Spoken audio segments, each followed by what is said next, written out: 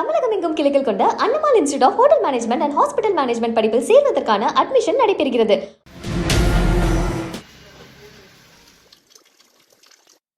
தினமும் பல்வேறு முக்கிய நிகழ்வுகளை பிக் நியூஸாக புதிய தலைமுறை விரிவாக வழங்கி வருகிறது. அந்த வகையில் தமிழ்நாட்டை அச்சுறுத்தும் ஜப்பானிய மூளை காய்ச்சல் தொடர்பாக இன்று விரிவாக அலச இருக்கிறோம்.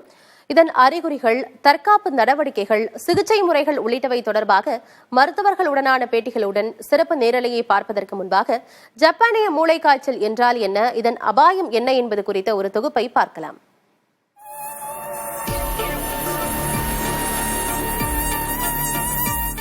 கியூலெக்ஸ் எனப்படும் மின்னும் கருப்பு நிறம் கொண்ட கொசுக்கள் வயல்வெளிகளிலும் சதுப்பு நிலங்களிலும் பறப்பதை நாம் பார்த்திருக்கலாம்.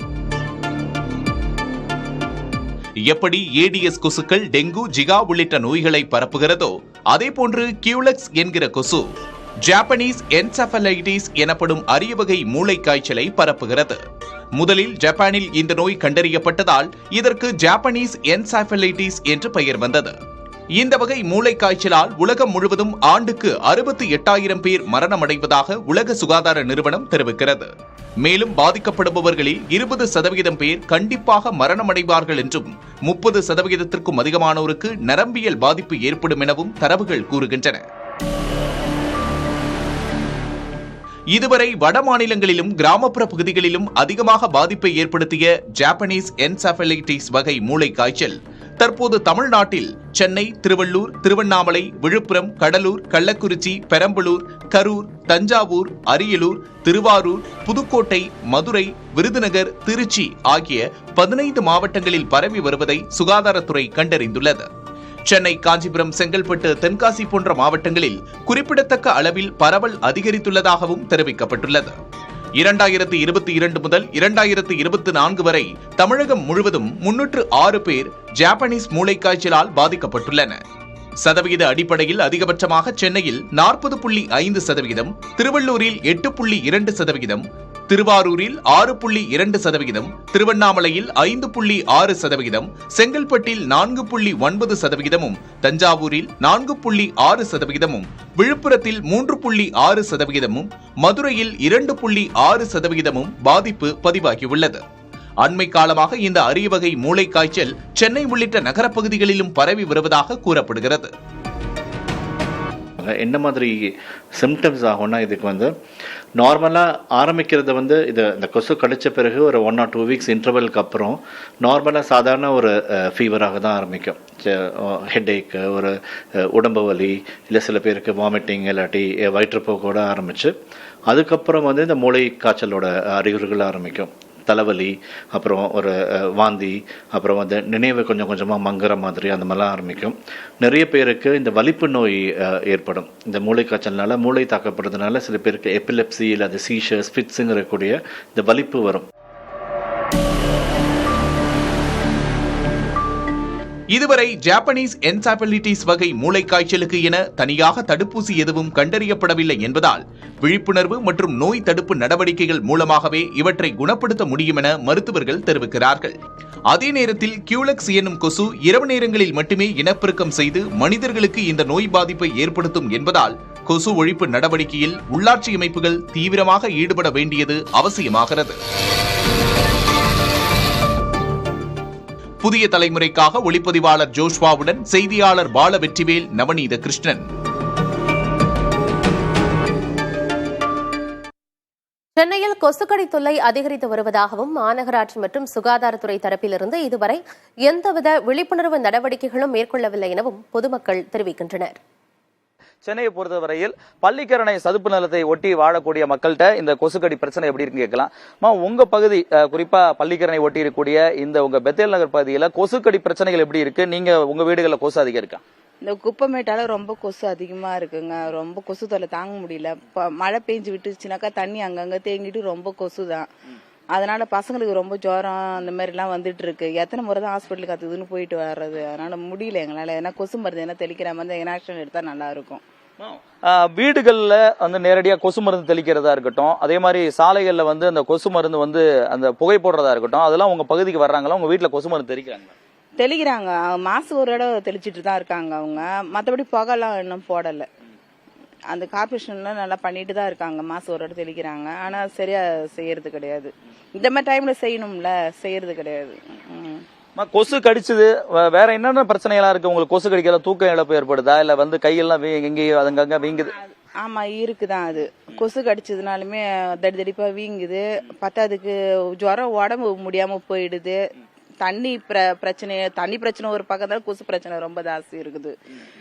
ஆமா, பொதுவாவே கொசு கடியால வந்து நம்ம ஏற்கனவே முன்னாடி சிக்கன் குனியா வந்திருக்கு, டெங்கு, இந்த மாதிரி பல நோய்கள் வந்து அவ்வப்போ பரவி இருக்கு. இப்போ வந்து உயிரிழப்பு இல்ல நரம்பு மண்டலத்தை பாதிக்கக்கூடிய இந்த மாதிரியான மூளை காய்ச்சல் ஏற்படுறதுக்கான வாய்ப்பு இருக்கிறதா சொல்றாங்க.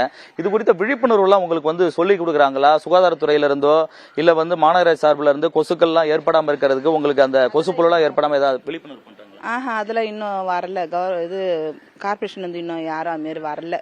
மாசம் ஒரு இடம் இந்த பீச் போர்டு தெளிச்சிட்டு போறதோட சரி, அது அவ்வளவுதான். வேற மத்தபடி எந்த ஆக்ஷனும் இன்னும் எடுக்கல. ஜாப்பனீஸ் என்செபலைட்டிஸ் எனப்படும் மூளை காய்ச்சல் எவ்வாறு பரவுகிறது, அதன் பாதிப்பு குறித்து பொது சுகாதாரத்துறையின் முன்னாள் இயக்குநர் குழந்தைசாமி தெரிவித்த கருத்துக்களை பார்க்கலாம். கியூலெக்ஸ் வகை கொசுக்கள். இந்த கொசு வந்து பெரும்பாலும் வந்து பார்த்தீங்கன்னா நிலத்தில் தேங்கியிருக்கக்கூடிய தண்ணீரில், அதாவது குறிப்பாக வந்து இந்த நெல் வயல்களில் தேங்கியிருக்கக்கூடிய தண்ணீரில் இது வந்து வளர்கின்றது. இது வந்து ஒரு 9 நாள் அல்லது 10 நாளுக்கு முட்டை வைத்ததிலிருந்து ஒரு 10 நாளில் வந்து அது புழுவாக மாறி அது கொசுவாக உருவாகி இந்த நோயை பரப்புகின்றது. ஸோ அதனால தான் இந்த விவசாயத்துறையுடன் சேர்ந்து வாரம் ஒரு முறை நெல் வயல்களில் வந்து நீரை வடித்து விட்டோம்னா அந்த வயலில் இருக்கக்கூடிய அந்த தண்ணீரில் இருக்கக்கூடிய கியூலெக்ஸ் கொசு புழுக்கள் இறந்துவிடும். இதுதான் இதை கண்ட்ரோல் பண்ணுறதுக்கு முக்கியமான ஒரு ஸ்ட்ராட்டஜி.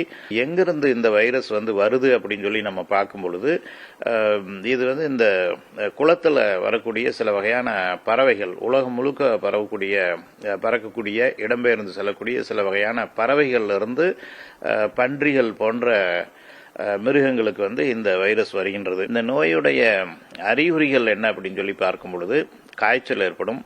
சில நேரங்களில் வந்து கொஞ்சம் கடுமையான ஒரு பாதிப்பு ஏற்படும் பொழுது அந்த குழந்தைக்கு வாந்தி, மயக்கம், ஃபிட்ஸ் சொல்லக்கூடிய அந்த வலிப்பு போன்ற அறிகுறிகள் வந்து தென்படலாம். ரொம்ப கடுமையாக பாதிக்கப்பட்ட குழந்தைகள் வந்து இறந்து போகக்கூடிய அளவிற்கு வந்து இது சில பாதிப்பை ஏற்படுத்தவும், ஒரு கணிசமான ஒரு 5லிருந்து 10% குழந்தைகள் இறந்து போவதற்கான வாய்ப்பு இருக்கின்றது. அதே போல இன்னொரு 10% குழந்தைகளுக்கு வந்து ஒரு பர்மனன்ட் பிரெயின் டேமேஜ், மூளை செயல்பாடுகளில் ஒரு நிரந்தர பாதிப்புகள் வந்து ஏற்படக்கூடிய ஒரு வாய்ப்பு இருக்கின்றது. ஜப்பானிய மூளை காய்ச்சல் பாதிப்பிலிருந்து குழந்தைகளை பாதுகாக்க தமிழக அரசு பட்டியலிட்டுள்ள தடுப்பூசிகளை முறையாக செலுத்துவது அவசியம் என்கிறார்கள் குழந்தைகள் நல மருத்துவர்கள். அரசாங்கம் அது பாதிப்பை தவிர்ப்பதற்காக தடுப்பூசி அந்த ஹைரிஸ்க் ஏரியாவில் மட்டும் ஏற்படுத்தியிருக்கிறார்கள். நாம் போடும் தடுப்பூசி என்பது கில்டு வேக்சின் என்று சொல்வார்கள். ஜப்பானிய மூளை காய்ச்சல் கில்டு வேக்சின். அது டோஸ் என்பது 9 முதல் 9வது மாதத்திலும் மற்றும் 16 முதல் 24 மாதங்களிலும் தரப்படுகிறது. 2 டோஸ்கள் கொடுக்கப்படுகிறது. ஸோ அது இல்லாமல் மற்ற மூளைக்காய்ச்சல் பாதிப்பு ஏற்படுத்தக்கூடிய கிருமிகளுக்கு ஏற்கனவே நம்மளுடைய தேசிய தடுப்பூசி அட்டவணையில் நாம் ஹிப் மற்றும் பிசிவி, நிமோகாக்கல் வேக்சின் மற்றும் டிபினால் வரக்கூடிய மூளைக்காய்ச்சல் அதை தடுப்பதற்கான அரசாங்கம் தேசிய தடுப்பூசி அட்டவணையில் தேவையான தடுப்பூசிகளை அதன் அட்டவணைப்படி அனைத்து குழந்தைகளுக்கும் கொடுத்துக் கொண்டிருக்கிறார்கள். காய்ச்சல் அதே மாரி வரும்போது இந்த கடுமையான தலைவலி, கடுமையான காய்ச்சல் மற்றும் வலிப்போடு வரும்போது இதை வந்து உரிய நேரத்தில் அரசு மருத்துவமனைகளை அணுகும்போது அவங்களுக்கு ஆரம்ப கட்டத்திலேயே நம்ம அதை வைத்தியம் பண்ணி நம்ம அவங்களுக்கு காம்ப்ளிகேஷன்ஸ் போகாமல் அதை நம்ம தடுக்க முடியும். ஸோ அதனால் அவங்க அது மாதிரி கடுமையான காய்ச்சல், தலைவலி, உடல் அசதி, வலிப்பு அது மாதிரி இருக்கும்போது உடனே அரசு மருத்துவமனையை அவங்க நாட வேண்டும். தமிழகம் எங்கும் கிளைகள் கொண்ட Annamal institute of hotel management and hospital management படிப்பில் சேர்வதற்கான அட்மிஷன் நடைபெறுகிறது.